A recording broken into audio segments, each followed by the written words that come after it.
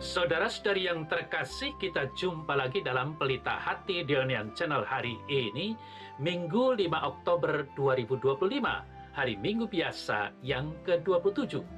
Bersama saya Romo Thomas Suratno, SC, dari komunitas SC Teluk Betung, Bandar Lampung, mendengar dan merenungkan sabda Tuhan, yakni firman Tuhan yang tersurat dalam Injil Lukas, bab atau pasal 17, ayat 5 sampai dengan ayat 10.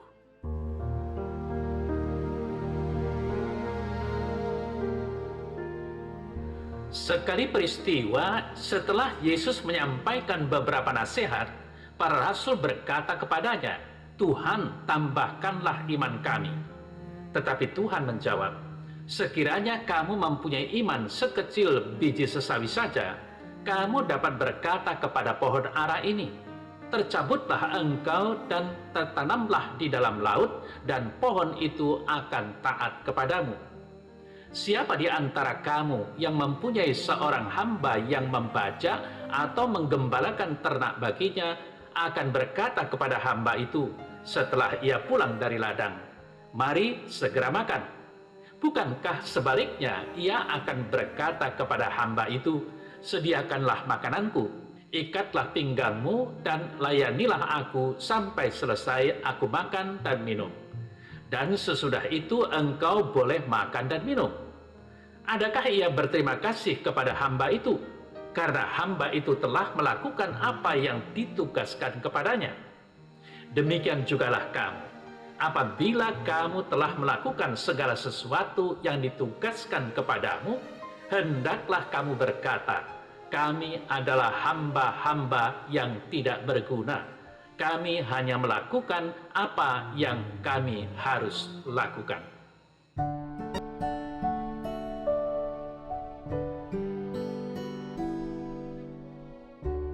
Saudara-saudari yang terkasih, di mana dan kapanpun, serta dalam situasi apapun, kita merasa sangat yakin bahwa martabat setiap orang, baik yang tuan maupun hamba, baik yang normal secara fisik atau yang mengalami kecacatan, mempunyai nilai martabat keluhuran manusia yang sama. Benarkah demikian? Apa dan bagaimana merenungkan warta Injil tadi yang bicara tentang hal itu? Saudara-saudara yang terkasih, kisah dalam Injil tadi mau menggambarkan kehidupan sosial yang umum terjadi dalam masyarakat. Memang benar bahwa seorang tuan tidak wajib secara formal untuk selalu mengucapkan terima kasih kepada hambanya setelah hamba itu melayaninya. Memang wajar seorang tuan yang pulang bekerja dalam kondisi lapar meminta sang hamba untuk menyediakan makanan baginya, bukan justru mengajaknya makan bersama. Memang benar, seorang hamba yang sudah lelah bekerja, membajak atau menggembalakan kambing harus tetap melayani tuannya. Namun, saudara-saudari yang terkasih, kiranya yang hendak ditampilkan dan diajarkan Yesus pada para murid adalah soal mengetahui dan sadar akan peran dan fungsinya sebagai apa dalam hal apa. Bukankah akan terasa aneh jika seorang pegawai rumah tangga ketika diminta untuk membersihkan lingkungan rumah justru tidak mau? Yang seharusnya bekerja yang punya rumah atau sang pegawai itu? Kita semua tahu jawabannya. Saudara-saudara yang terkasih, dalam banyak situasi konflik, tidak jarang yang menyebabkan konflik itu sebenarnya soal tugas dan tanggung jawab yang tidak dijalankan dengan benar.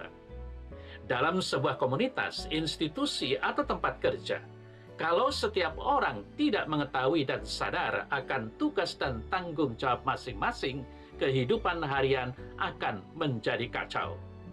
Hidup harian kacau, maka hidup mingguan, bulanan, dan tahunan akan juga menjadi kacau. Maka mengetahui, sadar, dan menjalankan tugas dan kewajiban menjadi sangat penting dalam kehidupan bersama. Memang ada yang secara fisik nampak bekerja keras, sedangkan yang lain nampak hanya duduk-duduk saja. Pasti seorang office boy akan sangat berbeda bidang pekerjaannya dengan seorang sekretaris dalam sebuah kantor. Saudara-saudara yang terkasih, Hal penting kedua yang dapat kita mengerti dari warta Injil tadi ialah perkara kerendahan hati dan ketulusan. Bukankah seorang pelayan akan sakit hati kalau habis kerja keras masih diminta oleh majikannya untuk mengerjakan hal-hal lainnya? Suasana hati yang jengkel akan sangat mempengaruhi suasana kerja dan hasil dari kerja itu sendiri. Saudara-saudara yang terkasih, apapun pekerjaan seseorang mempunyai keluhuran nilai yang sama tinggi. Seorang pesuruh jika melakukan pekerjaannya dengan sungguh dan tulus mempunyai nilai yang sama tinggi dengan seorang yang direktur yang mampu mengembangkan perusahaannya. Yang menjadikan nilai pekerjaan itu sama adalah kesungguhan dalam mengerjakan pekerjaannya sampai selesai. Nilai luhur sebuah pekerjaan bukan terletak pada perkara jabatan atau kedudukan. Meskipun jabatannya sebagai direktur, jika dia bekerja dengan tidak baik, dia tidak lebih tinggi nilai kerjanya dibandingkan dengan seorang tukang kebun yang bekerja dengan kesungguhan dan ketulusan. Saudara-saudari yang terkasih, apapun pekerjaan dan tugas kita, jika kita jalankan dengan kesungguhan dan ketulusan hati, mempunyai nilai yang sama luhur, baik di hadapan Allah maupun di hadapan sesama. Kerja merupakan suatu usaha yang bermanfaat karena memungkinkan seseorang mencapai pemenuhan sebagai makhluk manusia.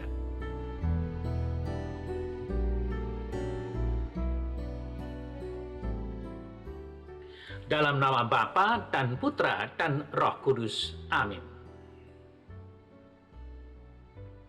Ya Tuhan Allah, sumber hidupku, pada hari ini Engkau mengajari aku untuk bisa bekerja dengan baik, bukan pertama-tama menuntut imbalan yang baik, tetapi karena aku adalah hamba-Mu yang harus mengerjakan apa yang Kau kehendaki. Semoga aku mampu menjadikan kerjaku sebagai sarana mengekspresikan diri sebagai orang beriman. Amin. Semoga Allah yang Maha Kuasa memberkati saudara, Bapa dan Putra dan Roh Kudus. Amin.